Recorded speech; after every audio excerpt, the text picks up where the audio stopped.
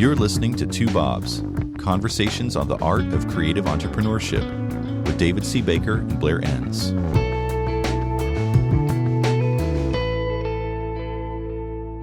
Blair, you threw this topic at me, and I got excited immediately, unlike a lot of the other ones that you've sent my way. This one's on phased engagements. What got you so excited about phased engagements? Well, because it's something that I just believe in so much, and I also don't see enough people doing them yet. So what we're talking about is starting an engagement, a lot of your client relationships with a specific sort of a package service, a phased engagement, a diagnostic, you call it sometimes. And about, I don't know exactly when, I should have compared notes with you earlier, but maybe 15, 14, 12 years ago is when a big switch took place, when before that, people were putting just enormous amounts of work into writing proposals, and the prospect would either say yes or no. And essentially, the agency was getting to do everything that they had already recommended, but they weren't getting paid for that. And I've always thought of this as sort of getting paid to write a long proposal, but we don't call it that, obviously. So tell us about your history with this and how your thinking has changed before we kind of get into the weeds with all of it. Yeah, and just think about, as you're describing it, in the advertising world, they call it a pitch. If I think of what I know now about the importance of breaking up a large engagement with a new client into steps and taking it one step at a time, and then presenting options on how you might move forward with the client. Those two principles, if you're not embracing both of them, man, you're creating a lot of work for yourself. Right. And taking on a lot of risk because you put so much into the proposal and you make all of these assumptions, you put all of this work into it, and then you hand it over to the client or you present it to the client. And it's basically a take it or leave it proposition on the client's entire budget. Right. And it's even worse on the PR side because they're essentially putting an entire plan together and they're doing it before they've even gotten hired. The phrase you've used many times to describe that in another way is investing in the sale. Time is money here. Once you invest that much in the sale, you sort of lose your own internal negotiation position because you hate to walk away from all that labor you've just invested. You give away all your power. It's the beginning of everything going wrong. And, maybe some owners or folks who work in larger independent ad agencies and PR firms are listening to this and thinking, well, look, you don't understand. That's just the way it has to be done. Right. That's absolutely not the way it has to be done. But I accept that the larger your firm, the larger your clients, the more you are a pure ad agency or pure public relations firm, the more likely you are to think that this is the way it has to be done. But it's actually, once you get comfortable using these tools, closing on a diagnostic, and then at the end of the diagnostic, presenting options on how you would move forward, the idea of selling and being in business without these tools just feels absurd. It would feel like you're kind of being sent back into a gunfight, but somebody's taking your gun away and now it's just hand-to-hand combat, or you're taking a knife. Right. If you're just now starting to listen to these podcasts, you're probably going to be struck by... You're a late bloomer. You've been... there's so many things I want to say, but I'm not. You may be surprised by what seems like a lot of contrary positions that Blair and I take. And it's not like we're contrary by nature, even though we are. I mean, that's not what motivates this.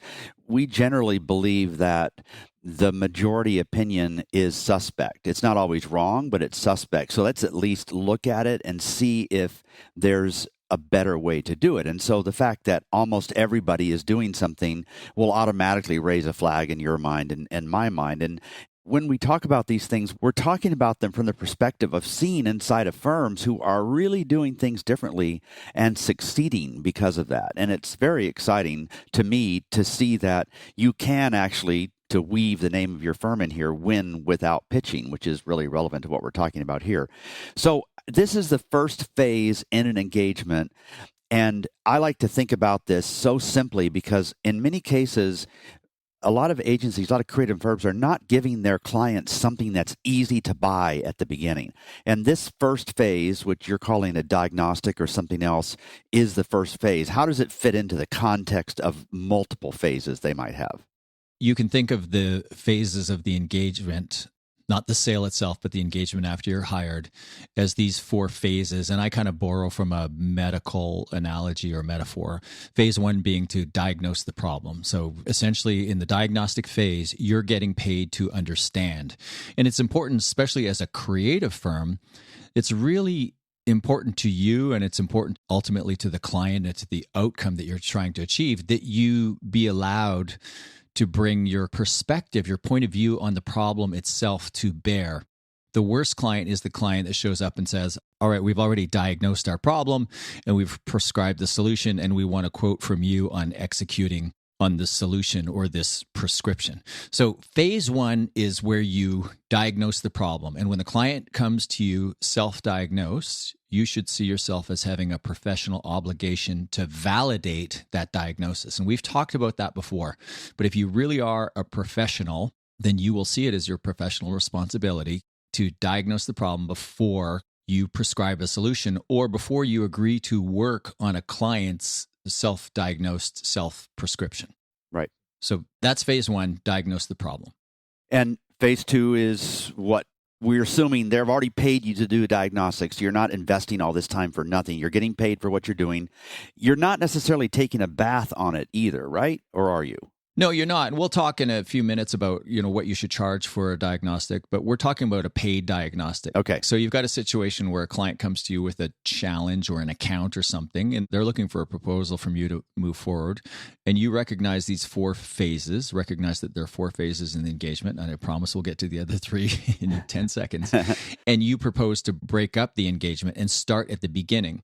There are lots of reasons why you would want to close on a diagnostic first. The biggest one is just to make it less risky for the client. So let's say the client has $1 million budget and they come to you for a proposal on how to spend $1 million. And you say, well, first, we're going to have to kind of roll up our sleeves and get a better understanding of the problem ourselves. And you've got to grant us the ability to think differently about the problem. We might come up with something different. So that's phase 1. So why don't you just pay us for phase 1?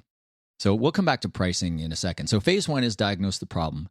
Phase 2 is to prescribe a therapy or a solution. So the first 2 phases are to diagnose and prescribe, and those are what I consider to be the thinking phases. Phase 3 is apply or initial application of therapy. And phase 4 is ongoing reapplication as necessary. So phase 1, diagnose the problem. Phase 2, prescribe a solution or a therapy. Phase 3, the initial application of that solution or therapy. And phase 4, the ongoing reapplication as necessary. Phases 1 and 2 are the thinking phases, and phases 3 and 4 are the application phases. Back 30 years ago, back when brochures were a thing, do any of us remember those? You would get a request from a prospect who would say, hey, I need this. What's it going to cost? You'd not only have to estimate your fees, you'd have to go to a printer and give them real specifics about what this thing was going to look like, specs, quantity, colors, all that stuff, type of paper. And you had no idea what the client needed yet, right? It was so crazy. And that's an extreme example of how we were, I guess, sending people down this path without really taking the time to think about what they needed. So these 4 phases, it's something that's safer for you because you don't invest a lot of time solving their problem and not getting paid. It's safer for the client. Why is that safer for the client? They get to experience working with you. They get to test how well you think about solving the problem. Is that the substance of why it's safer for the client? Exactly. And in our example of $1 million account where the client is looking for your $1 million proposal on how you would spend their $1 million, you come back and say, well, we're not entirely sure because we don't understand the problem to the extent that we would like to understand the problem. So we'd like you to chip off a little bit of that $1 million and pay us to first understand the problem, diagnose, and suggest a solution. Prescribe. We can jump ahead and talk about numbers. I think as a rough starting point, 10%. There's no right answer to the question, how much should your diagnostic cost? But in the hypothetical examples that I use, I'm usually picking 10%. So you might say, pays $100,000, it might be $50,000, might be $10,000. There are all kinds of reasons why that number might be different. But you're saying to the client, let's take this one step at a time. And if you really want to derail a pitch, if you find yourself in a competitive situation and you want to derail the pitch, The most effective combination of tools that I know of to derail a pitch is, number one, try to break up the sale into a phased engagement where you get paid to diagnose. They actually pay you to diagnose the problem. And this works great if they're offering to pay every agency or firm that's participating a pitch fee. Let's say there are 4 firms under consideration and they're offering, let's say it's $10,000 per firm. You would counter and say, you know what, instead of paying 4 firms $10,000 a pop, pay us the $40,000 and we'll do phase 1. We'll come in, we'll follow this diagnostic methodology that we have that we'll explain to you, and we'll understand the problem, and we will prescribe, we'll essentially scope the solution. And so you'll have a detailed price. And when we present our findings and recommendations, so diagnostic outcomes are findings, prescription outcomes are recommendations, and they always travel together. We'll come back to that. When we present our findings and recommendations, you can agree to move forward with us on one of the options that we present to you. Or if you decide that you don't agree with our findings, you don't like our recommendations, or for any other reason you don't want to work with us, then we'll part company then and we'll give you your money back. So we're trying to derail a pitch. We're combining a phased engagement, let's take it one step at a time, where you're paying us with a money back guarantee. Right. All right. So at this point, I think we haven't lost anybody. They like the notion of this. There's fog around what the client needs. And we say to the client, listen, if we don't do something so that this fog starts to lift, then we're going to have to cover ourselves by shooting really high. That doesn't really make sense. Let's just figure out to do something. You've talked a lot about that and how that works. It makes sense. What are the forms? What do diagnostics really look like, though? It could just be a plan, but what are some of the things that you might weave into a diagnostic? Because you haven't said it yet today, but if I can predict where you're going to go with this, you're going to say that the diagnostic needs to be pretty prescriptive. So it looks very similar from one to the next, which is a part of the confidence you're giving to the client, that you can say to them, now, you haven't engaged us yet. We have a policy. We can't start to solve your problems until we're engaged. But what we can do is explain this process that we have used many times, and it invariably leads to really accurate recommendations. We can walk you through that. So what is that in this process? So that isn't the prescription, although the prescription is once you diagnose, then the prescription will be the very next thing. So again, I made the point, I'll make it again, that you never separate these things. And it's a common mistake to charge a certain amount for the diagnostic and then a certain amount for the prescription. Even though we refer to it as selling a diagnostic, you're really selling a diagnostic and a prescription. You're essentially getting paid to write the plan by undertaking this diagnostic methodology. Think of a diagnostic tool, right? You go to see your doctor and you come in maybe self-diagnosed already. You've been on WebMD or whatever the latest website is. And he says, stop. Let me ask you a few questions. The doctor starts with what I consider to be a subjective sweep. So a subjective sweep is, okay, like, tell me in your own words, where does it hurt? What's going on? So you're asking the patient for information. So you would typically do that in the sale. You're asking the client for information about their situation, and the doctor gets some basic information from you. And the doctor probably has a suite of somewhere between 40 and 400 diagnostic tools, maybe even more, that they could run on you, depending on what they hear from the subjective sweep. So once they get the basic information from you, they say, okay, I'm going to run the big 4: blood pressure, blood work, heart rate. I forget what the other one is, but I'm going to run some basic tests. They winnow the set of tests down to a small number, and you should see yourself as doing the same thing. In the sale, you're asking questions about their condition. Where does it hurt? Where's the pain? What's the problem? What's the opportunity that you see?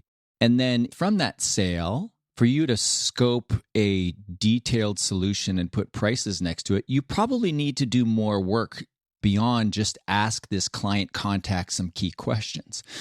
And if you need to do a whole bunch of work to scope and price, to essentially write a proposal, then you should get paid to write that proposal, and you get paid to do it by selling this diagnostic. So your question is, what does the diagnostic look like?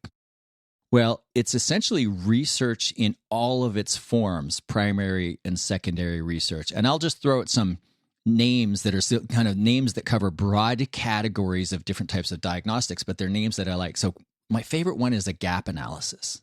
And you think, well, what's a gap analysis? It's whatever you want it to be. The gap in your detailed diagnostic could be you endeavoring to determine if there's a gap between the company's perception of itself or of its products or services and the market's perception of itself. So there's a gap there. It might be a gap between the company or the company's products or services and the competitor's products and services. I just like that as a catch-all. That term gap analysis has always been kind of a fun term that you can fit a whole lot of things into. And people say, what's a gap analysis? It's just you hold up one thing, here's what somebody said, you hold up another thing, here's what somebody else said, there's a gap. Often the gap is on the client side among various decision makers on the client side of the table. So you might find yourself in a situation, you're in a sales call with a prospective client, and they are articulating the problem as they see it to you. And you start thinking, this vice president that this person is throwing under the bus, I wonder if they see the problem as the same way. So you might say, well, my next step would be to interview other key individuals in the firm and see if we can't come up with some sort of cohesive understanding of what the problem is. So that could be under the banner of gap analysis. I'm rambling here, but research in all forms, gap analysis, audits, surveys or interviews of any kind, focus groups. I've also got on my list discovery sessions in quotes, and we can come back and talk about what is a discovery session. But you've got things you would add to this list, some things that you've seen from your clients. What do you like under the banner of diagnostics? This is where I love for there to be some sort of a black box where another competitive firm, competitor to you, could not step in and either be as efficient at solving the problem or as accurate, or maybe both, at solving the problem. And this is, I'll give you just a simple example. Let's say that you developed this really unique way to determine how aligned employees are at the client with the company's mission, and it's mathematical. You run it through SPSS, the statistical analysis software, and you've done this so many times now that you say, okay, the ideal score is 5.0, and when the score in this vertical industry is 4.6, then we have a really serious problem, and it usually means these two things need to be addressed first. And I'm just making everything up here, but that's what you're looking for. You're looking for some answers that are difficult for the client to dispute, but not difficult for them to understand. And this is the ideal place, as I said earlier, for some of that black box stuff. And if we take this a little bit further, what makes this really beautiful is if people who are not as experienced can implement the work itself. So you could shove this down in the organization as a way to get those folks more up to speed, but it doesn't require a lot of smart people who observe things just naturally. They're simply applying a tool that has been validated, either with a PhD survey design person or whatever it is. I get really excited thinking about this stuff, and I've seen some really smart things being applied in the marketplace. You're listening to Two Bobs, conversations on the art of creative entrepreneurship. Your hosts are David C. Baker of Recourses, author, speaker, and advisor to owners of expert firms, and Blair Enns of Win Without Pitching, the sales training and coaching program for creative entrepreneurs. For more information, go to twobobs.com. If you find this podcast helpful, please help us by telling a friend and rating us on iTunes. Thank you. Now back to David and Blair. Can I ask here, how formal does this need to be? I'm not necessarily asking this question, but I think some people are going to say, are you going to name this diagnostic process and prescription? And does it need to have lots of charts? I mean, how long does it take? As you were talking, I was thinking, this probably needs to take anywhere from 3 to 5 weeks. But how long do you think something like this takes typically? Yeah, first on the subject of formalizing it, you should formalize it, you should name it, you should package it up, you should have a one-page written description of it that is not customized to the client. So when you're in a conversation with a prospective client and you broach the subject of possibly beginning with a diagnostic, you might pull out one piece of paper and slide it across the table in the medical analogy earlier, I said the doctor has like dozens, maybe even hundreds of diagnostics. In the beginning, you'll probably have one, then you might end up developing a suite of diagnostic tools, but you'll have a primary diagnostic that you'll use to begin most of your client engagements. You want to resist the urge to customize it, to putting your client's logo on it. You want to be able to pull out this piece of paper, slide it across the table, and have it look like it came out of some sort of like policy manual or something. And basically, we do this all the time. We've done it before. We've done it many times. This is how it works. Here it is written up. Here's how long it takes. I recommend you don't put the price in the document, but you would deliver the price in that moment. So you do want to package it up, and you do want to communicate to the client that we've done this before. We do it all the time, and it's bomb-proof. We're not going to screw this up. Now, I want to go back to what you were saying about you were describing this firm that had the ability to go in scientifically or statistically and measure certain things and push that work to the lowest level of the firm. I get excited about that too, because what you're describing is a firm that has actually developed intellectual property, and that IP is reflected in the diagnostic itself. So as an example, you and I, when we both started our businesses and thought, okay, how are we going to help these creative and marketing firms move forward? We both started with positioning, because positioning is the foundation for success. So when I think of positioning in my world, the way we have clients start is start with focus. You should be able to describe your discipline and your market. What do you do? Who do you do it for? Once you have that nailed, then you work on bringing a perspective to bear, an overarching point of view on how discipline for a market should be done. Once you have a perspective, you start writing from that point of view. Once you start writing from that point of view, you will find that the clients who are attracted to you because of that point of view on how this discipline for market should be done, they'll be drawn to you, and they'll want you to bring that perspective to bear. So in the example that you just gave, David, about employee alignment, I'm imagining a firm that is positioned in the employee alignment, employee engagement space. It could be internal comms. It could be any number of things. The results of these diagnostics, the stuff that they're learning, are forming the fodder or the basis for the articles that they're publishing. Somebody reaches out and says, I think I might have that problem. I'd like to talk to you about how we might work with you. And the first step is you describe, okay, well, first, let me just walk you through our methodology. It starts with the diagnostic phase, where we come in, we measure your employee alignment as it is currently. So you go from your positioning, which is focus and point of view, to the content in your content marketing. You're kind of writing about this point of view. That becomes the bait. People are attracted to you and say, I want you to bring that point of view to bear in my firm. And you have this IP that you then unleash. And the beginning of that IP, that first step, is the diagnostic phase, where you propose to go in and measure the starting point in this case. Well, let's measure how good or bad alignment is now.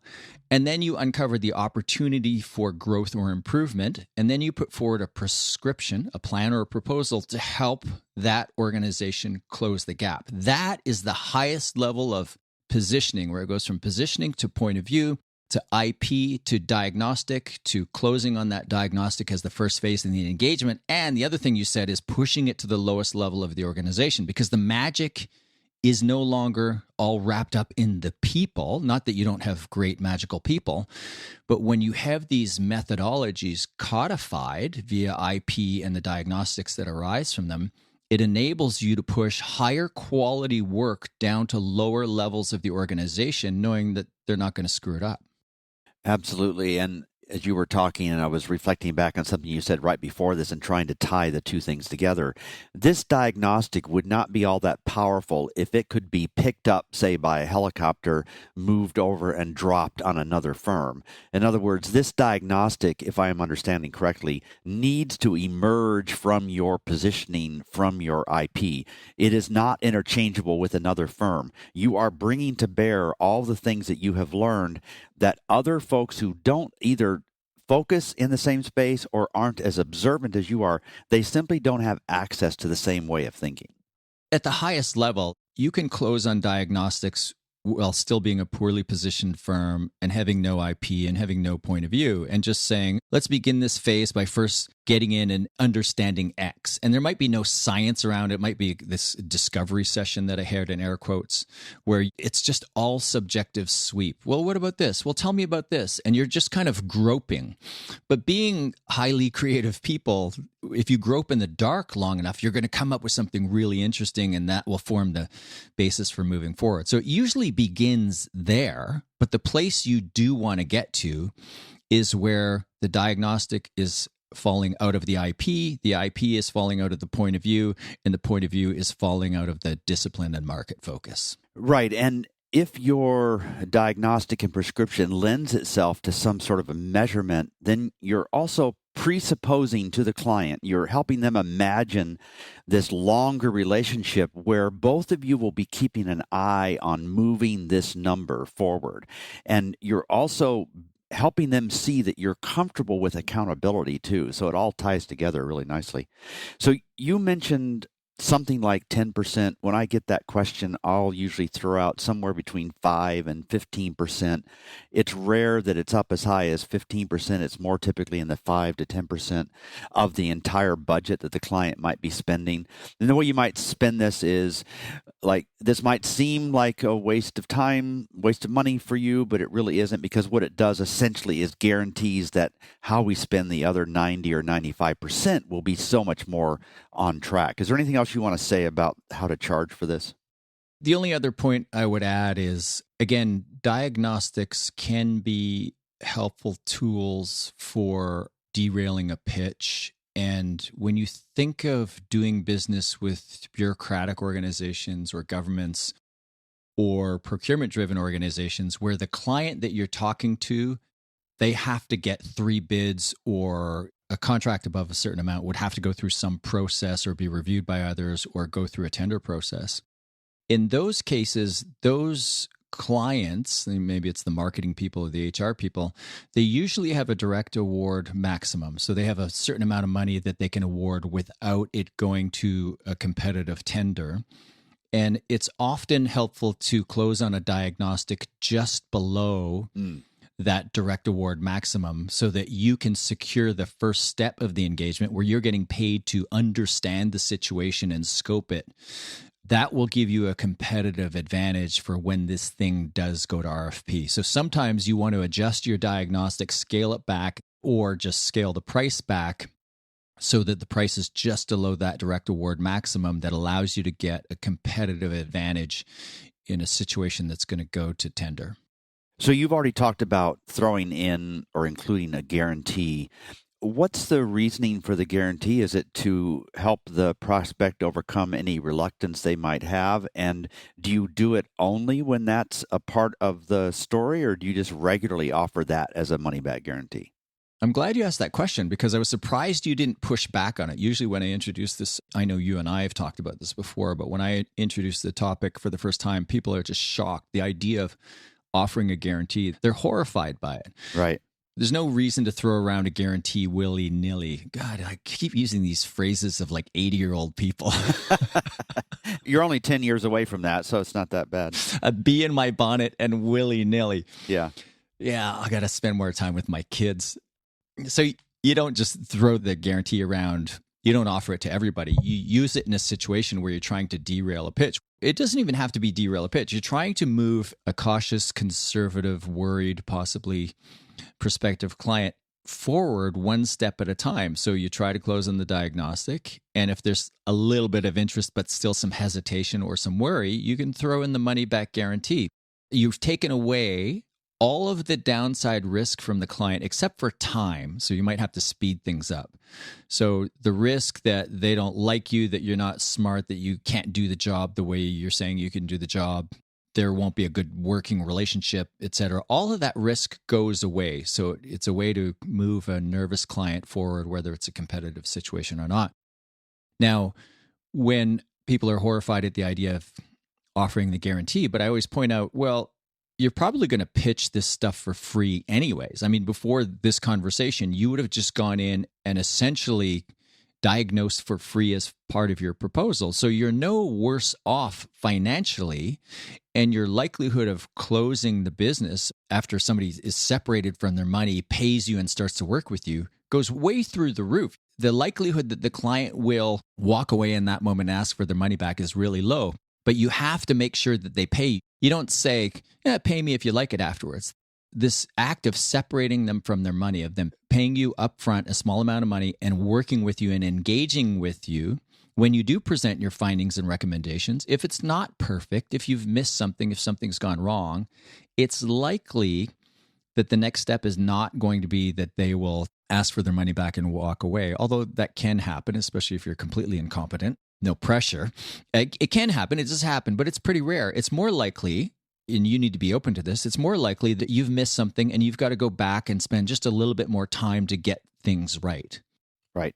For the record, I still am uncomfortable with the idea of money back guarantee, but I'm not as uncomfortable as I used to be because of one thing you said years ago that helped me understand one really massive benefit that I had completely overlooked. And that's that so I'm the agency and I'm thinking about offering a money back guarantee to my prospective client, what that forces me to do is only work with great clients, because I simply will not incur the risk of offering a money back guarantee to somebody that I think might take advantage of me. And that alone helped me feel a little bit more comfortable with the idea. So they do all this. How do these findings get presented to the client? It's not typical findings for a different sort of a process. What does this look like once the work is done? Once you're hired to do the engagement, we only touched on quickly a few different ideas of what diagnostics might look like, but there's just they're infinite. You can just look at the things you've done historically, either for free as a way of trying to understand the client's situation, or where you've been paid to engage outside research.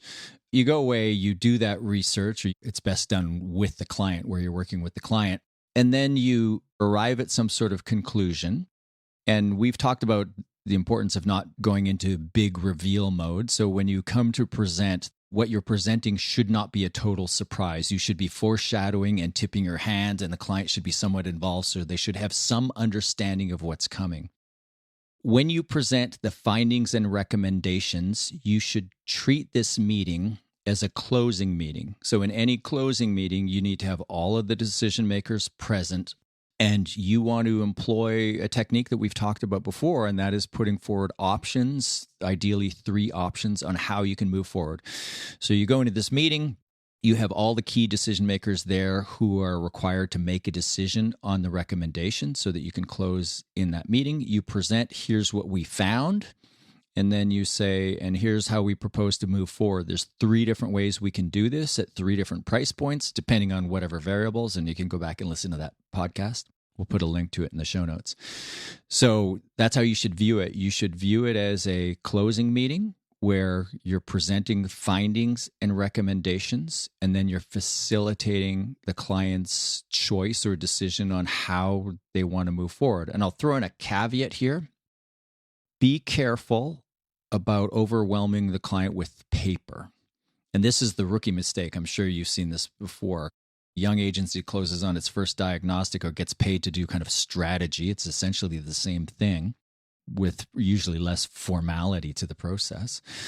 And you understand the situation in your own way. You come up with some high-level recommendations. And because you've just been paid $10,000 or whatever the amount is, you feel like you need to support that recommendation with a whole bunch of papers. So you do this big, long deck or a big, long report. And now, remember, you're presenting findings and recommendations, and you're trying to facilitate a decision on how the client would move forward with you. So if you give them a whole bunch of homework in this meeting, if you give them a big, long report to read or data to crunch, et cetera, then you're going to lose all momentum by neutering your ability to close on one of your 3 options in that meeting. So I'm fond of saying in these meetings, there's an inverse correlation between the value of your thinking and the amount of paper it takes you to communicate it. And you're going to err on the side initially of too much paper. Right. And then you'll get more and more comfortable over time, and it'll be shorter, more concise, more powerful. Yeah. Just to wrap this up, what are some rookie mistakes that we all might try to avoid as we think about doing this. And let me just add something too that just occurred to me as I was listening to you. In this day when agencies need to be more cooperative with the client, they're working alongside the client, often with an in-house department and so on. This could be one of the ways that the agency's clients buy objectivity from the outside without any expectation that they will actually do the work that's being recommended. The recommendations might be something that the client decides to implement internally with their team. And this is a way for you to keep getting paid for high-level thinking in a world where you're not the only game in town anymore. Yeah, we talked about the idea of presenting options in your proposal. One would be just, here's the plan. You've paid for it. Go deliver it. The anchor option might be, we'll implement all of this stuff. And the one in between might be, your people can implement it and we'll offer some oversight, guidance, training, et cetera, of various form. Right. It's a great way to think about it. So your question, rookie mistakes, the first one, which I've already mentioned, is too much paper. The second one is your diagnostic takes too long. So when you start to formalize your diagnostics, a common trend I see is you fall in love with them, you make them too big, too long, too expensive. So too much paper, too long, too expensive. And then the other rookie mistake is separating diagnosis from prescription. We call it selling a diagnostic, but what the client is really buying is the prescription, is the path forward. So you have to be careful about that language. If you put forward a proposal that says, here's what we get paid to diagnose, and here's a separate amount that we get paid to prescribe, the client is going to look at it and go, well, let's just skip the diagnosis. In fact, they might say, let's skip the diagnosis and prescription. Never separate those two things. They're always combined in the sale. So you and I, David, talk about selling a diagnostic.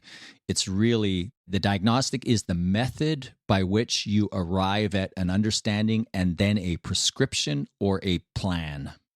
Yeah. This has been very, very helpful. Anything else we need to throw at folks? We've gone longer than normal, but I've actually enjoyed it and haven't even noticed the time going by. It's been a fun discussion. It's one of my favorite topics, and I think I would just reiterate a point that we made earlier, which is if you're not selling this way, just like you're not using options, you're missing so much. And you just talk to those firms that are selling this way, they have a significant advantage over their competitors who are not. And I would say majority of the folks listening to this podcast, the majority of your new client engagements probably need to begin with a diagnostic. Great discussion, Blair. Thank you. Look forward to this next year of all kinds of fantastic topics. I've enjoyed all of the interaction we've had and all of the notes we've had from listeners. Keep those coming and look forward to working with you folks again for another year. Thanks, David. And you've got a book coming out this year. Are we allowed to talk about that yet? We are, except that I haven't settled on the title, so I might stumble around a little bit. But it's about the consultant's tradecraft. So anybody involved in advising clients, whether it's through consulting or through marketing or whatever, it's a look down in the weeds at some of those tricks. I've really enjoyed writing it. The manuscript's pretty much done, and it's just getting ready to go to the printer soon, so probably a couple months from now. Fantastic. I look forward to reading it. All right. Thank you, Blair. Thanks, David. Thank you for listening to Two Bobs with David C. Baker and Blair Enns. Subscribe and learn more at twobobs.com. That's the number 2, BOBS.com.